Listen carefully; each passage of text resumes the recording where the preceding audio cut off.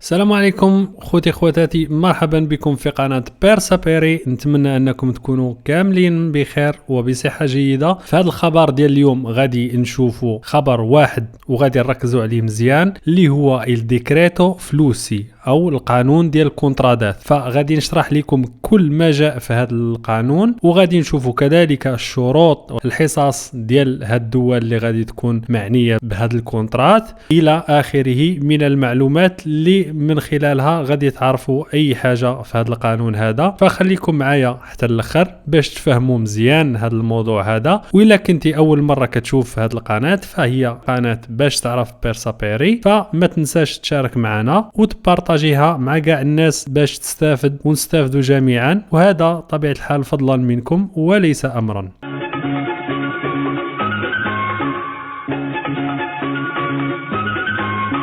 اذا ندخلوا ونبداو بسرعه هذا الموضوع هذا ونشرحوه بلي ديتاي وبشويه بشويه باش نفهموا كاملين. اذا كيف ما كتشوفوا على حساب هذه الجريده هذه اللي هي البورتالي دي ميغراتسيوني، كتقول بان الحكومه الايطاليه البارحه اعطت الضوء الاخضر، يعني لا فيا ليبرا، لقانون الكونترات او الديكريتو فلوسي اللي خصت ليه هذه السنه هذه 70,000 وظيفه او 70,000 كونترا او 70,000 شخص غادي يجي من هاد الدول اللي غنشوفوا من بعد باش يخدم هنا في ايطاليا الى اخره. وكذلك هاد 70,000 من طبيعه الحال ما غاديش يكونوا من دوله واحده فقط، وكذلك غادي يكونوا مقسمين على 3 ديال الانواع ديال الكونترادات. فالنوع الاول ديال لي كونتراتي هو لافورو سوبورديناتو نون ستاجيونالي اي دي لافورو اوتونومو. هذا كيعني ان واحد النوع من الكونترادات الناس اللي غادي يجيو غادي تخدم في شركه ولا غيرها، وكتكون فيها الكونترادات ديال 9 شهور، واللي ممكن من بعد تبدلها بشرط انك تحصل على خدمه. اشنو كتعني هذه؟ يعني انت غادي تجي تخدم عند واحد الباترون، ومن بعد يعني 9 شهور باش غادي توفى لك هذا الكونترا خاصك تجدد الوراق. يعني هنا عندك الامكانيه انك تجدد الوراق ديالك، يعني خاصك تكون خدام، يعني خاص هذاك اللي خدام عنده مثلا يجدد لك الكونترا، ولا مثلا تقلب على خدمه اخرى شي بلاصه اخرى باش يدير لك الكونترا ديال الخدمه هذه المره باش تجدد بها الوراق ويعطيك ديال 9 شهور. ومن وراها من طبيعه الحال على حساب كل جهه، واش من ورا 3 سنين ولا 5 سنين غادي يبقاو يعطيوك ديال عامين، يعني ما تبقى تبدل الوراق حتى العامين. هذا الشيء بطبيعه الحال كيتختلف مع القوانين ومع كل سنه. المهم ما عليناش هنا، ماشي مشكل هذا الامر هذا. اما فيما يخص الشق الثاني فهو خاص باللافورو اوتونومو، يعني العمل الحر. هاد جوج ديال الانواع ديال الكونترات اللي قلنا، لافورو اوتونومو، لافورو الخدمه الحره، او انك تخدم عند شركه مثلا او عند باترون كما كان، كيبقاو هما الاحسن لانهم كيتبدلوا.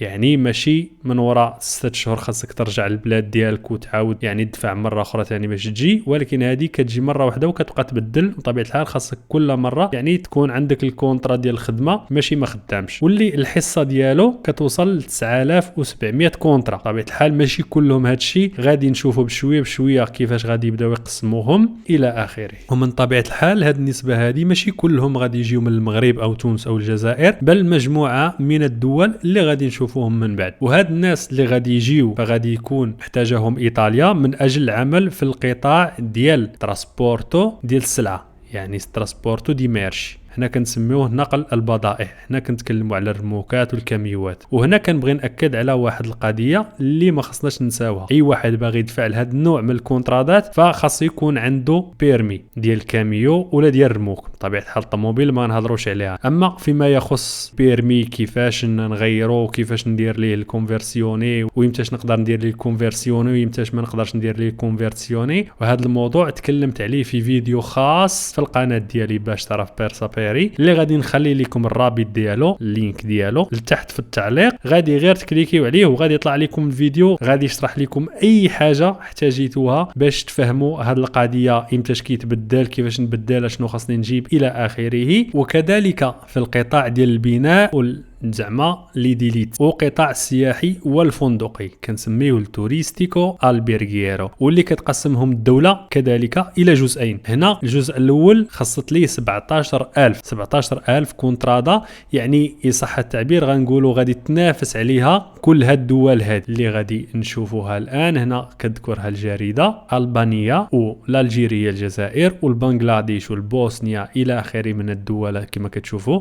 هنا الكوستا دافوريو، مصر، السلفادور، إثيوبيا، فلبين، غامبيا، غانا، جابوني إلى آخره من الدول. كيف ما كتشوفوا هنايا ماروكو، المغرب، وكذلك مجموعة من الدول الأخرى كيف ما كتشوفوا نيجر ونيجيريا وباكستان وكذلك تونس وأوكرانيا. هادشي كل شيء يعني غادي تنافس على هاد النسبة اللي ذكرنا من الكونترادات. أما النوع الثاني فرا مازال طبيعة الحال كنهضروا على اللافوري سوبورديناتي او نون ستاجيونالي. إذا الجزء الثاني فهو غير 3000 كونترا، غادي يخصوا ليه غير 3000 كونترا، وغادي تبقى الدول اللي غادي تسيني مع إيطاليا خلال 2022 اتفاقية ديال تبادل الخدمات واليد العاملة. يعني هاد 3000 حطوها كما نقولوا بين قوسين ريزيرف، هنا ريزيرفا بالنسبة للدول اللي غادي تسيني مع إيطاليا مجموعة من الاتفاقيات اللي من أهمها يعني الخدمات وتبادل اليد العاملة إلى آخره. أما 100 شخص أو 100 كونترا فقط للناس اللي كتعمل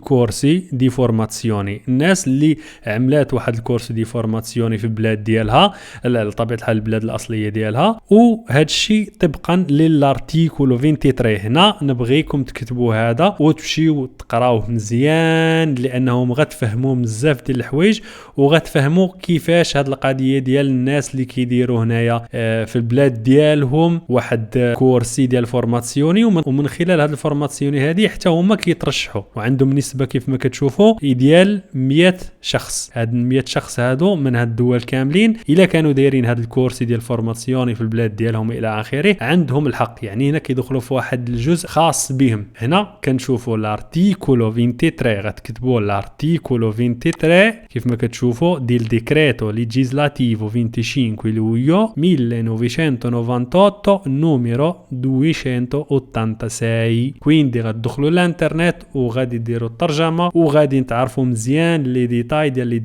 ديال هذا الامر هذا ديال الناس اللي كيديروا بروغرامي دي فورماسيوني اي دي استروتسيوني في البلاد ديالهم. اما الحصه ديال 100 كونترا الاخرى فهي بالنسبه للاجانب اللي عندهم الاجداد ديالهم او الجدات ديالهم، يعني لا راديشي ديالهم من ايطاليا، وهادو طبيعه الحال راهم في جميع انحاء العالم. وهاد طبيعه الحال ما غاديش نطولوا في شرح لانه ما يهمناش بزاف هنايا. اما فيما يخص النوع الثاني، ما شفنا الشق الاول، هذا الشق الثاني فهو كيخص العمل الموسمي، يعني لافورو ستاجيونالي. هاد لافورو ستاجيونالي هما الناس اللي كيجيو كيخدموا غير اون ستاجيوني، يقدر يجيو في الصيف يقدر يجيو في البرد على حساب اشنو باغيين يديروا. على سبيل المثال غنعطيكم واحد المثال باش تفهموا مزيان. الناس اللي كيمشيو لاسبانيا باش يجنيو الفريز، هادوك كيجيو لاسبانيا مثلا، هذه غير مثال مشهور في اسبانيا، كيجيو كيجنيو سواء مطيشه طماطم يعني او الفريز لواحد المده، يعني 4 شهور ولا 6 شهور.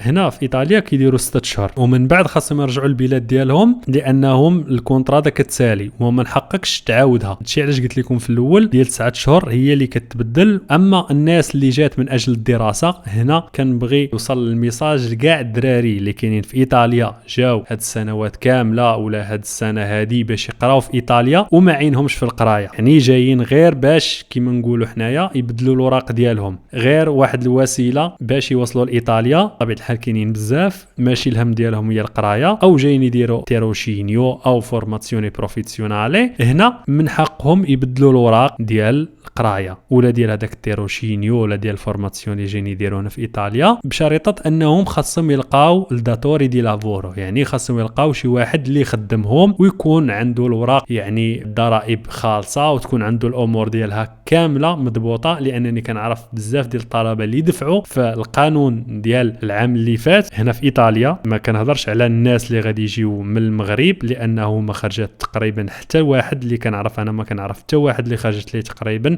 سمعت واحد ولكن ما مأكدش بان خرجت ليه الكونترا ديال العام اللي فات. ولكن هنا يعني كطالب هنا في ايطاليا العام اللي فات بزاف اللي بدلوا فيها في الاوراق، ولكن واحد شخص كنعرفه شخصيا يعني داتوري ديال لافورو ديالو ما كانش عنده الاوراق كامله، ومن طبيعه الحال ترفض ليه الامر ديال لا كونفيرسيوني. اذا باش نتفاهموا مزيان، فهنا الحصه ديالهم في ايطاليا كامله هاد الناس هادو غير 2000 كونترا. باش نكونوا فاهمين 2000 يعني خاصك قلب على باترون وخاص يدفع لك وتكون عنده الامور ديالو كلشي مزيان. وهنايا ما غاديش نطول الشرح لانه كاين فيديو شرحت فيه كيفاش غدير لا كونفيرسيوني الى اخره، فغادي تعرفوا اي حاجه كتخص لا كونفيرسيوني بالنسبه للطلبه اللي جاو هنا كيقراو في الجامعه او يديروا فورماسيوني او تيروشينيو يعني ستاج. هادشي كله غنخليه ليكم الرابط ديال الفيديو لتحت، غادي تدخلوا وغادي تعرفوا كل ما يتعلق بهذه القضيه ديال لا كونفيرسيوني. والقاعده ان جينيرالي القاعده العامه كتقول بانه سواء الناس اللي باغيين يديروا لا كونفيرسيوني سواء الناس اللي باغيين يجيو بلا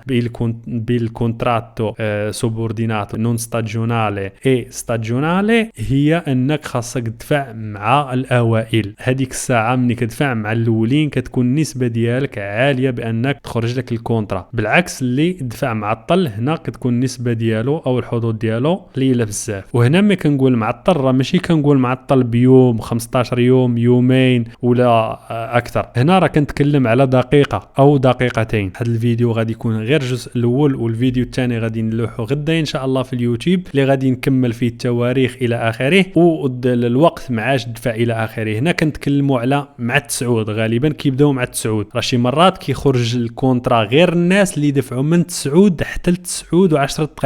غير مثال هذا، ماشي كنقول 9 و10 دقائق صافي راه ما تدفعوش، لا دفعوا ديما دفع، ولكن حاول تدفع مع 9 دقيقه تكون دفعتي. طبعا الحال خصك تكون واجد. هنا ماشي تدفع حتى 9 ونص حتى ل 10 وتقول لي لا، حيت راه ماشي كاينه غير المغرب. كون كانت غير المغرب نقدروا نقولوا اوكي ماشي مشكل، ولكن راه كيف ما شفنا شحال ديال الدول كاينه طبيعه الحال تا هما كيتسناو غير 9 تحل لابليكاسيوني. غادي نوريكم من بعد فين غتدفعوا الى اخره، وغادي ندفعوا وهذيك الساعه غادي تسناو. ومن طبيعه الحال النسبه الاخرى ديال 200 فهي كتخص الدول الاوروبيه اللي يعني الناس عندهم بيرميسو دي سوجورنو هنا في ايطاليا، غادي تفتح لهم باب ديال الخدمه الى اخره. فالفيديو ديال اليوم غادي يوقف عند هذه المعلومات هذه، وغدا ان شاء الله غادي نلوح فيديو جديد وغادي نكمل فيه بزاف ديال الحوايج، فانتظروني غدا ان شاء الله. والسلام عليكم ورحمه الله وبركاته.